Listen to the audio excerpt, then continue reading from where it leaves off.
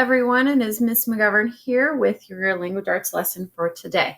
So what you are going to need to do is get out your Wonders Language Arts Companion work text. It looks like this. You will need this for a lot of your lessons with language arts in third grade. So it is very important that you do not lose this or tear out any of the pages. Please keep it in a safe spot.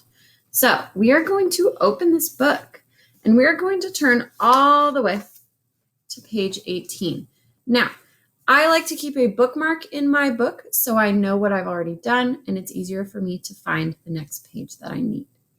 We have already read the story Bruno's New Home. Remember, it is a fantasy story. That is our genre. Now, together, we are going to be working on this story. We're going to be looking back in the text. We're going to be finding new things. Now, our essential question that we're going to be working on is, what can stories teach you? Read how one story taught a bear an important lesson. Now, we're going to start out by looking on the side. So when we read these stories in our language arts book right here, we are going to fill in the blanks on the sides. We're going to be writing in our story. You can do that on this little book. You cannot do it on the orange hard book. So, number 1, it says, talk about it. Read the title, discuss what you see, write your ideas. So the title of our story is Bruno's New Home. It says, what does the title tell you? What does the title tell you about this story? I will give you about a minute to write your answer down on the lines. So you would start your writing by saying, the title tells me. And then you would write down what the title tells you. Our title is Bruno's New Home. If that is my title, it tells me what? Write it down. If you need more time, you can pause it. Now, Bruno's New Home. That title tells me, someone is moving. Someone is going someplace new. So I would write down the title tells me Bruno is going to a new home. And at the end of my writing, I always put a period. We need to make sure we have correct punctuation. Our next question that it asks us is, what does the illustration show? Look at this picture. What does this illustration or the picture show us? You're going to start your writing with the illustration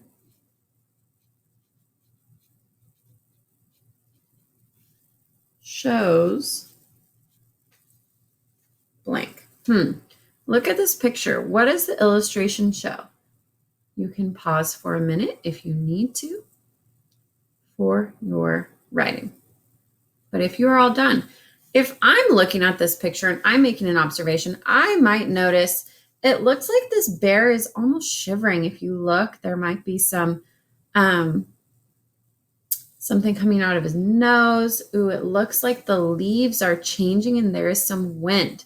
He almost looks cold. He has a hat and a scarf on. So I would write for mine, the illustration shows a bear shivering in the fall. It looks cold and windy. Now, if you'll notice on both of my sentences here, I have my capital at the beginning. I have my period at the end. My capital, I have my period. I'm doing my best third grade writing, and I'm also making sure to write on the lines. All right, so we're going to take notes as we read the text. So it says, following along with me, you can point with your finger. That is a great way of showing that you are following along. Bruno shivered. A frosty wind blew through the forest. Bright red and orange leaves danced around the trees. His paws felt like blocks of ice. It was almost winter. Bruno needed a warm, safe place to hibernate, and he needed it now. Bruno moved slowly through the woods. He grumbled and growled to himself. Finding a new place to sleep was harder than he thought. Bruno climbed up a small hill. He hiked around a pond and walked on a path. No place was right. Finally, he made an exciting discovery. I'm very curious to know what this exciting discovery is. But before we do that, we need to look at what we have read so far, and we have some questions to answer. All these questions on the side, we are going to answer. Now, when I do my reading, I always like to label my paragraphs before I answer my questions. It really helps me focus on what I'm reading. Now, you will know a paragraph starts. There is a new paragraph when you have that finger space at the beginning. We call that the indent.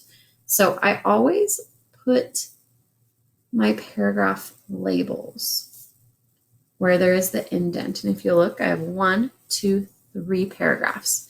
So I would like you to mark that with your book as well.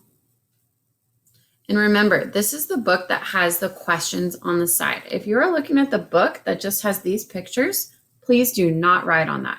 You should not be writing on that book. All right. Now that you have labeled your paragraphs, let's look on the side.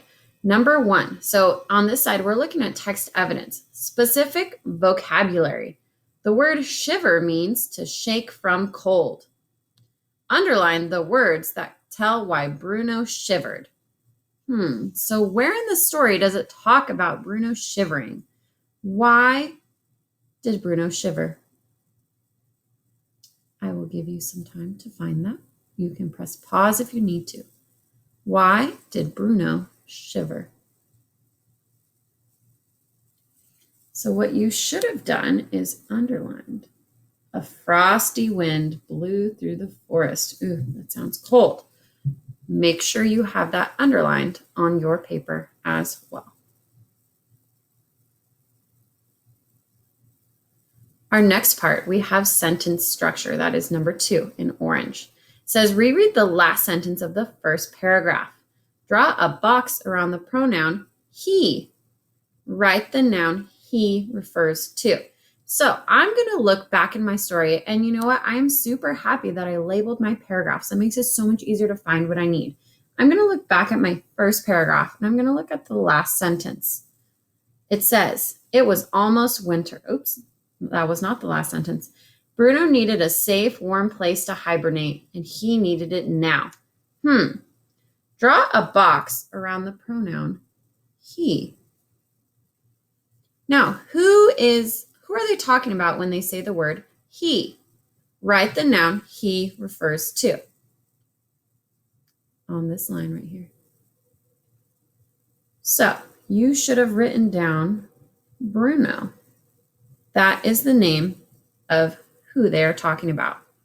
It says, what does Bruno need right now? Circle the words that tell you. So look back in this first paragraph. What does Bruno need right now? Circle it. So you should have circled a warm, safe place to hibernate.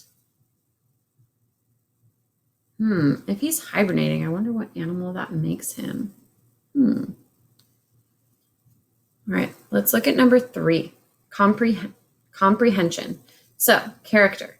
Reread the second paragraph. What details help you figure out how Bruno feels? Underline the details. How does Bruno feel about finding a place to sleep? So, I'm going to point to my second paragraph, and I'm going to read it again so I know what to look for. It says, Bruno moved slowly through the woods. He grumbled and growled to himself. Finding a new place to sleep was harder than he thought. So, what details help you figure out how Bruno feels? Underline that. Underline the details that help you figure out how Bruno feels. You should have underlined, he grumbled and growled to himself. Was he happy? No. How does Bruno feel about finding a place to sleep?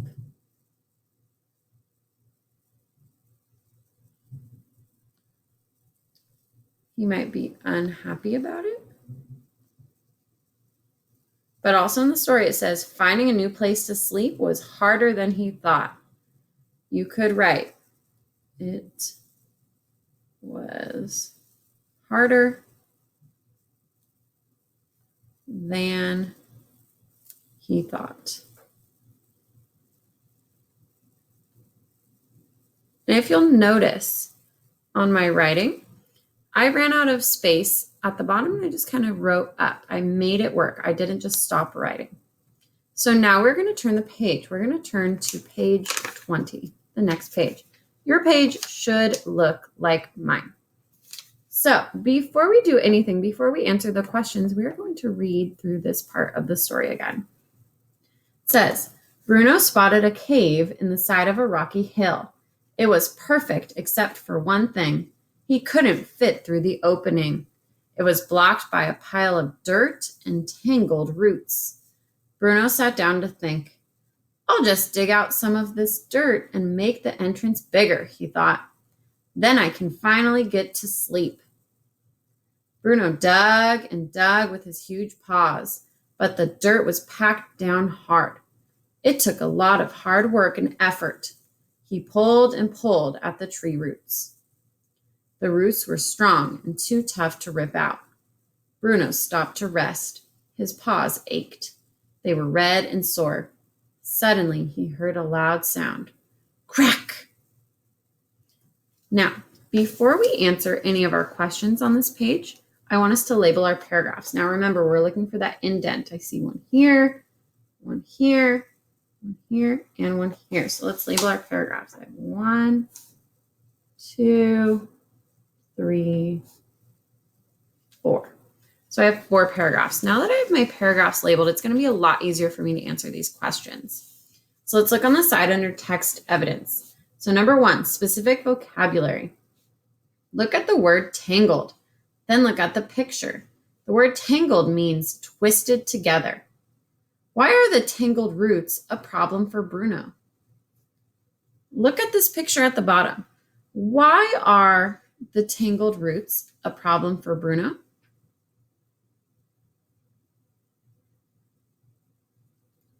For your sentence, you're going to start with a capital letter.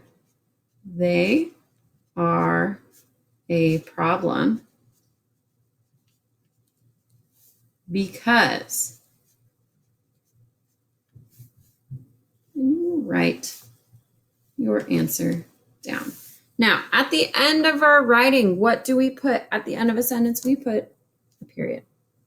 So, why were these tangled roots a problem? You can pause if you need to, if you have not finished your writing. So if you'll look at this picture, you'll notice the roots are tangled. They're a problem because Bruno is stuck, right? He can't get through. So once you are done, make sure you have your punctuation at the end. Look at number 2. It says sentence structure. Reread the second paragraph. Circle the punctuation marks that show someone is thinking. Underline the words that show who is thinking.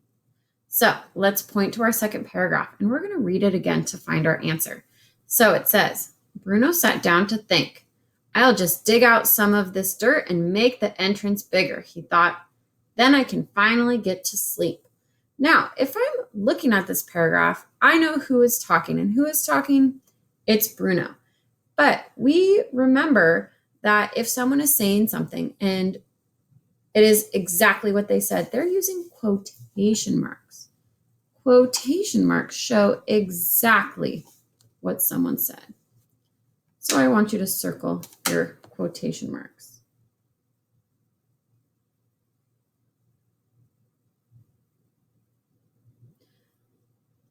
The next part, it says, underline the words that show who is thinking. Look at the second paragraph. Where does it say who is thinking? You should have underlined he thought. Because who was thinking? It was Bruno. He sat down to think, and then he thought. So this should be underlined. Look at number 3. It says, talk about it. Explain how Bruno tries to make the entrance bigger. Then write about it. What does he do to make the entrance bigger? I would like you to point on your paper to what Bruno did to make the entrance bigger. You have about 10 seconds to point to something. So in paragraph 3, it says Bruno dug and dug with his huge paws, but the dirt was packed down hard. It took a lot of hard work and effort. He pulled and pulled at the tree roots. So how does Bruno try and make the entrance bigger? What does he do? Write it down. Bruno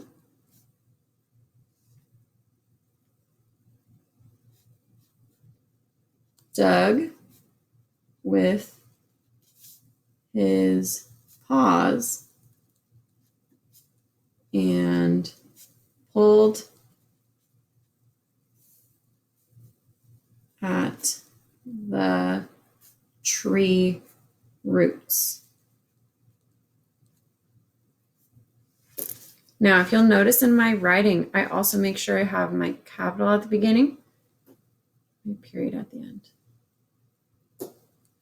You can pause it if you need to finish your writing.